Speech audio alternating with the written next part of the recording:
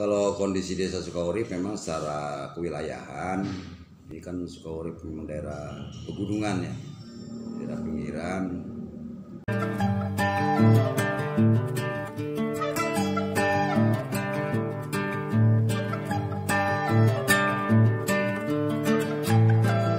Kalau desa kategori desa berkembang lah, barangkali desa Sukaurip itu masih banyak hal-hal yang harus dipenuhi dalam rangka pemenuhan kebutuhan masyarakat.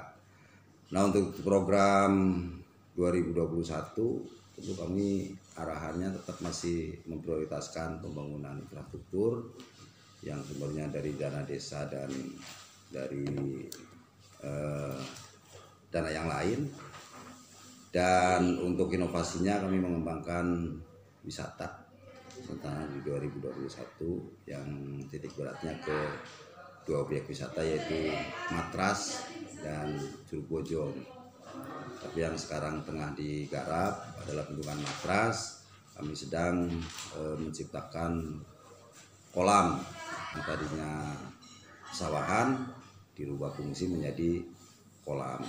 Nantinya mungkin untuk pemancingan atau untuk budidaya ikan dan kano seperti itu barangkali. Kalau wisata yang kolam ikan itu baru perencanaan kami ya, apakah nanti itu akan kolam ikan atau nanti akan menjadi semacam hiburan anak-anak pakai kano, pakai bebek seperti itu. Cuma kemarin ada rencana itu kalau memang mungkin nanti kolam ikan yang nantinya kesarannya menjadi sentral atau pusat pemancingan umum, Pak. Yang sifatnya orang datang mancing dengan bayar per kilo berapa, itu kan sudah menjadi umum di mana-mana gitu. Kebetulan Matras itu lokasinya jauh dari penduduk, itu memang memanfaatkan areal yang ada bendungan Matras. Jadi aksesnya juga bagus. Kemarin ada program dari gubernur untuk pembangunan infrastruktur sudah masuk ke sana. Juga ada Merkuri tenaga surya juga sudah masuk walaupun belum maksimal.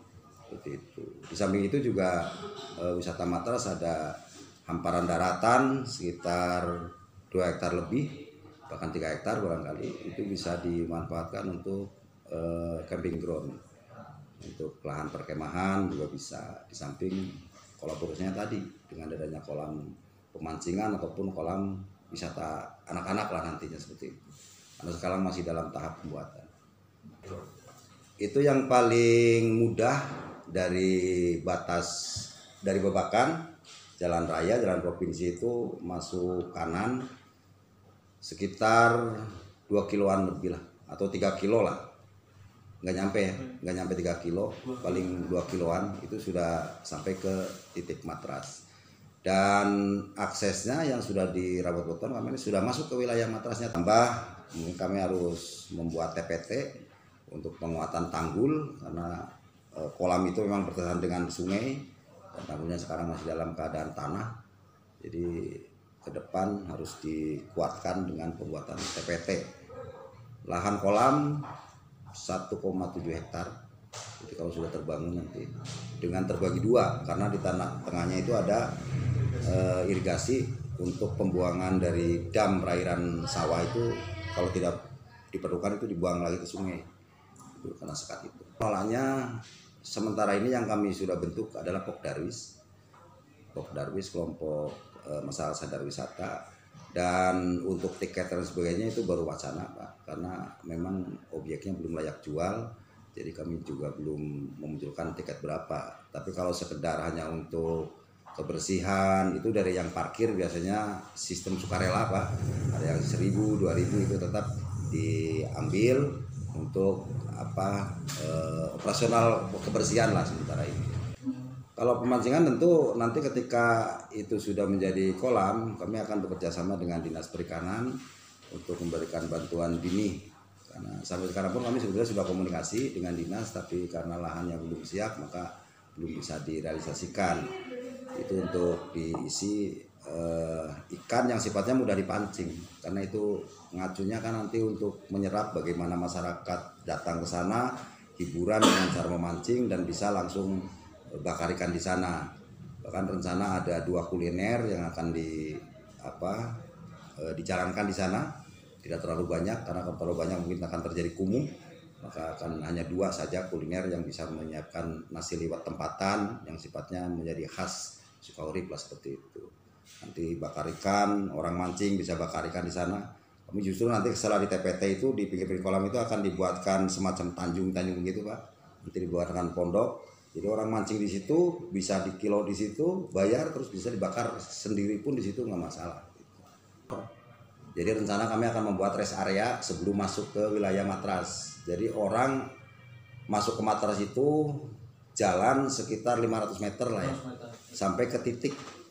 Tapi begitu masuk, orang sudah menikmati view-nya sudah bisa dinikmati karena di sana ada sungai, kebetulan ada makam, tapi makam juga di situ ada merkuri, ada jembatan kemarin sudah dibangun.